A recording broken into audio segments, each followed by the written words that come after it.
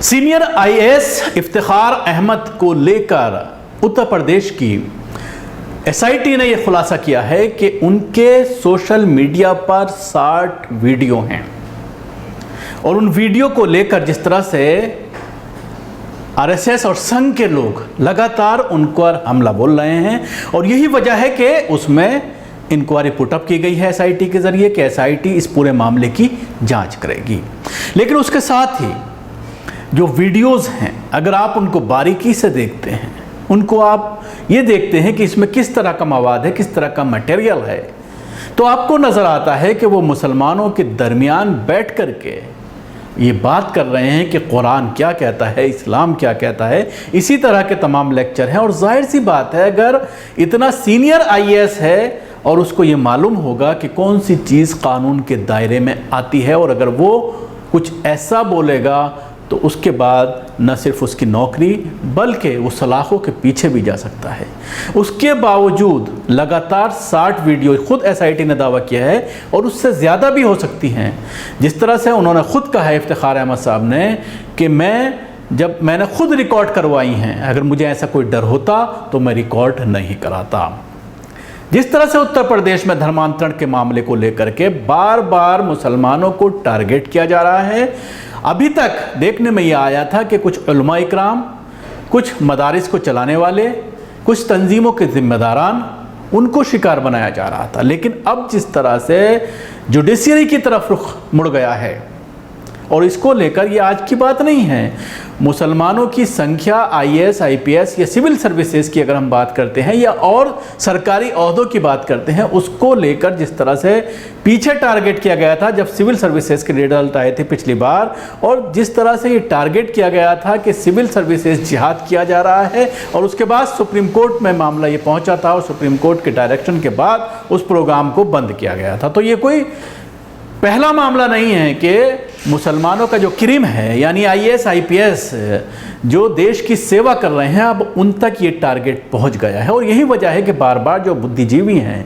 जो इस पूरे मामले पर ये बात कर रहे हैं कि अगर आप अब भी बाहर नहीं निकले, आपने उसके ख़िलाफ़ आवाज़ बुलंद नहीं की, एहतजाज नहीं किया, सड़कों पर नहीं उतरे, तो ये सिलसिला एक एक करके सबको अपनी चपेट में ले लेगा।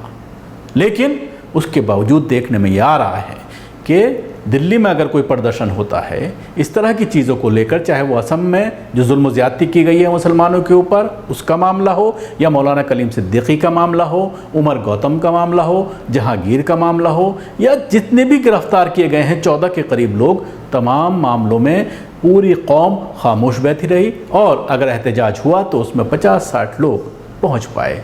जिससे आप अंदाज़ा लगा सकते हैं कि सिर्फ सोशल मीडिया पर, फेसबुक पर, यूट्यूब पर और ट्विटर पर हम ये दावा करते हैं कि हम आपके साथ हैं, बाहर निकलना चाहिए, सिर्फ उसी पर लड़ाई लड़ी जा रही है और अब कौम घरों में बैठ गई है। और उसके साथ ही सवाल खड़ा हो रहा है, बड़ी बड़ी तंजीमें जो लाखों लोग जिहाद के नाम पर कि जिहाद का इस्लाम में कोई जगह नहीं है, उसको लेकर जिस तरह से प्रोग्राम्स किया करते थे रामलीला में और पूरा भर जाया करता था, वो सब आज कहाँ हैं? क्यों एहतजाज नहीं किया जा रहा है?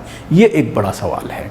लेकिन इसके साथ ही इस पूरे मामले पर ओवैसी साहब का एक बयान आया है जिसमें उन्होंने यही बात कही है कि किस तरह से अब ये सिलसिला कहाँ तक पहुँच गया है और अब भी अगर हम खामोश रहे। और उसके साथ ही उन्होंने तमाम पार्टियों की, सेकुलर पार्टियों की जो लीडरशिप है उस पर भी सवाल खड़ा किया है कि जो मुसलमानों के ऊपर जुल्म हो रहा है, गिरफ्तारियां हो रही हैं, इलीगल गिरफ्तारियां हो रही हैं जिनका कोई आधार नहीं है, तरह तरह के चार्ज लगाए जा रहे हैं, वो लोग खामोश क्यों हैं? आप जानते हैं कि योगी सरकार ने उत्तर प्रदेश के एक सीनियर आईएएस ऑफिसर जिनका नाम इफ्तिखार साहब है, योगी सरकार ने 6 साल पुराना उनका एक वीडियो निकाला जिसमें वो बैठे हैं, कुरान की तिलावत हो रही है और 8-10 लोगों से कहा जा रहा है कि इस्लाम की दावत दो, इस्लाम की तबलीग करो, इस्लाम की तरफ लोगों को रागिब करो। उसमें ना किसी को पैसे देने की बात कि तुम पैसे ले लो, दीन कबूल करो, ना उसमें किसी को डराया गया। मगर योगी सरकार 6 साल पुराने वीडियो को निकालकर एक सीनियर एक बहुत ही सीनियर आईएएस ऑफिसर को परेशान कर रही है। हम अल्लाह से दुआ करते हैं कि अल्लाह सुब्हानहू व तआला इफ्तिखार साहब की मदद करे, और अल्लाह जरूर करेगा इंशाअल्लाह ताला। और दीन की दावत हम देते रहेंगे। संविधान हमको इस बात की इजाजत देता है, अगर कोई दीन कबूल कर, कोई भी दीन अगर पैसों का लालच दिया गया इसलिए गलत है, मगर आप ये कह रहे हैं कि इफ्तिखार साहब ने ये किया। अच्छा, साहब पर हुआ दीन का, तो क्या किसी ने आवाज उठाई? क्या सपा के लोगों ने कहा कुछ? क्या बीएसपी के लोगों ने कहा? मौलाना कलीम को जानते हैं ना, मौलाना कलीम सिद्दीकी को जानते हैं, उनके बारे में किसी ने कुछ कहा? क्यों नहीं कहते? इसलिए नहीं कहते कि अगर इफ्तिखार और कलीम के बारे में कहेंगे तो दूसरे नाराज हो जाएंगे, दूसरों की नाराजगी मोल लेना नहीं चाहते, और हमारी तकलीफ और नाइंसाफी के खिलाफ आवाज नहीं उठाना चाहते। मेरे अजीज दोस्तों, बुजुर्गों, इसीलिए मैंने कहा ये सियासी सेकुलरिज्म को मैं जूती पर रखता हूं।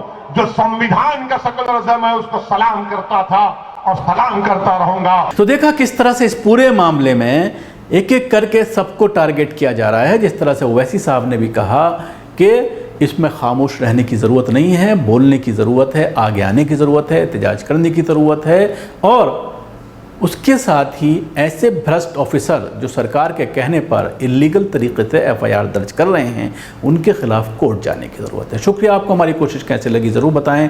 हमारे यूट्यूब चैनल को सब्सक्राइब करना ना भूलें, इसके साथ ही बेल आइकन ज़रूर दबाएं, और अगर आप ये वीडियो फेसबुक पर देख रहे हैं तो पेज को लाइक करें, उसके साथ ही फॉलो भी करें। धन्यवाद।